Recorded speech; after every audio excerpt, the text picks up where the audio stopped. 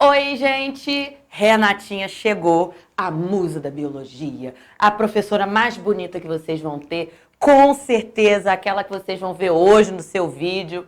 Segunda série, minha turma amada. Nós vamos iniciar hoje o tema de tecidos. Esse tema de tecidos, ele se relaciona intimamente com os níveis de organização biológica que nós já vimos em alguma fase da nossa vida. Que níveis de organização biológica são esses? A gente tem o átomo, que é a menor partícula. Depois do átomo, a gente tem moléculas. Conjunto de moléculas formam organela, não sei o que, célula. Depois das células, isso vai formar os tecidos. Olha aí, tecido epitelial, o nosso assunto da aula de hoje. Nós temos alguns tipos de tecido que nós vamos estudar ao longo do nosso ano letivo. Se não me engano, até o segundo bimestre, o pedacinho dele, a gente vai falar sobre tecidos. E depois disso, a gente vai passar para os sistemas. Sobre o tecido epitelial, nós precisamos ter em mente o que nós vamos aprender com essa aula. São aquelas perguntinhas que ao final da aula você precisa estar apto a responder. Então nós vamos conseguir identificar as funções do tecido epitelial, nós vamos conseguir compreender as características do tecido epitelial, como que essas características se relacionam com as funções, nós vamos diferenciar os tipos de tecido epitelial.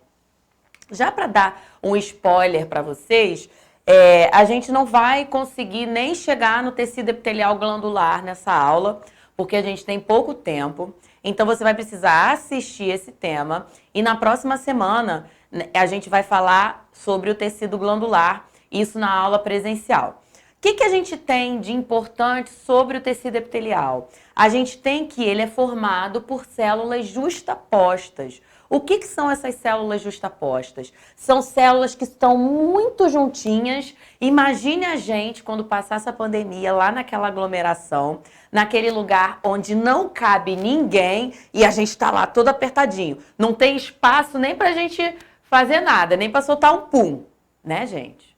Vai ser assim quando acabar a pandemia. Então, as nossas células presentes do tecido epitelial, elas são tão unidas, que nós temos a presença de pouco substância intercelular ou nenhuma. Nós temos quase nenhuma substância intercelular ou nenhuma. Para vocês terem uma ideia, esse espaço é tão pequeno, é tão mísero, que esse tipo de tecido, ele nem recebe aporte sanguíneo. Ai, meu Deus, Renatinha, você tá louca? Se não recebe aporte sanguíneo, é um tecido morto. É sim e não, mais ou menos. Se a gente for pensar na nossa pele, realmente a pele é um tecido morto. Essa parte de cima é um tecido morto. Mas, o que acontece geralmente, né? O tecido epitelial, ele é nutrido pelo tecido conjuntivo adjacente, aquele que está mais próximo dele, que está abaixo dele.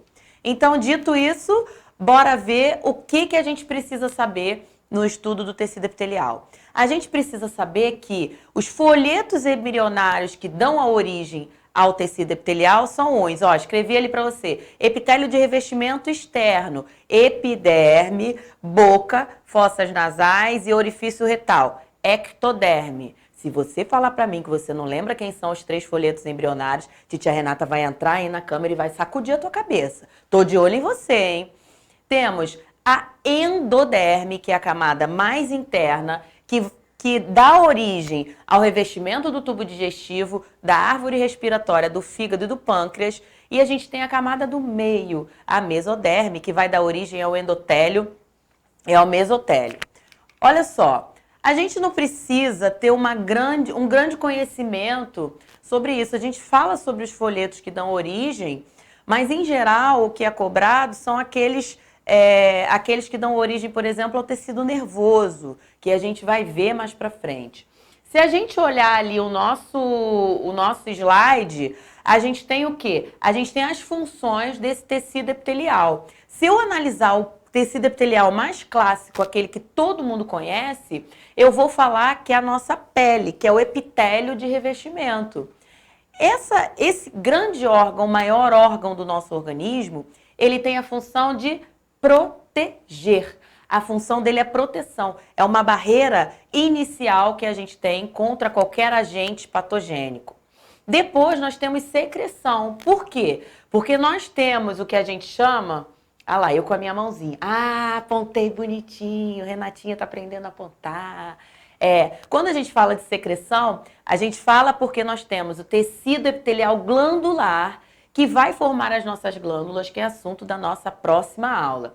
E temos também a absorção, quando a gente fala, por exemplo, do tecido que está revestindo o nosso intestino, ele precisa ter essa capacidade de absorção, o epitélio que está ali, tecido epitelial que está revestindo o nosso intestino, ele precisa ter a capacidade de absorver as substâncias, a água e os sais minerais. Ufa, falei tanta coisa, gente.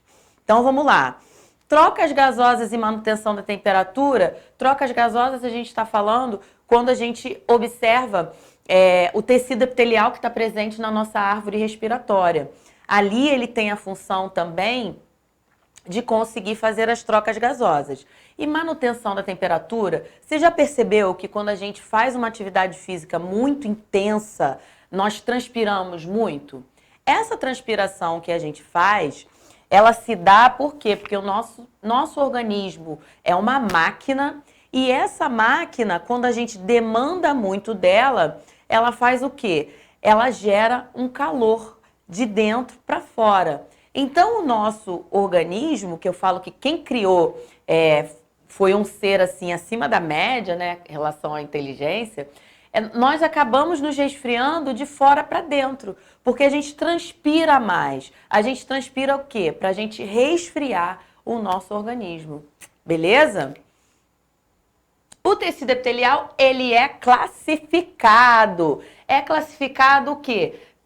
Pelas camadas de célula que a gente tem. Simples, que ele apresenta uma única camada de células. Olha lá, é logo o primeiro.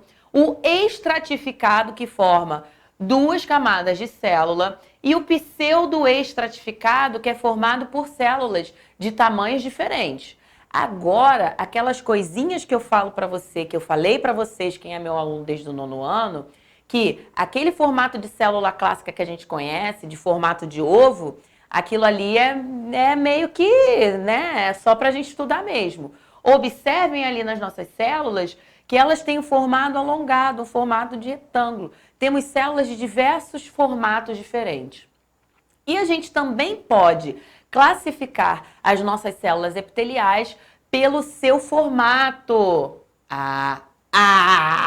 Não consigo fazer com esse, gente. Não liga não. Quem me conhece sabe que eu tenho problema de coordenação motora. Então vamos lá.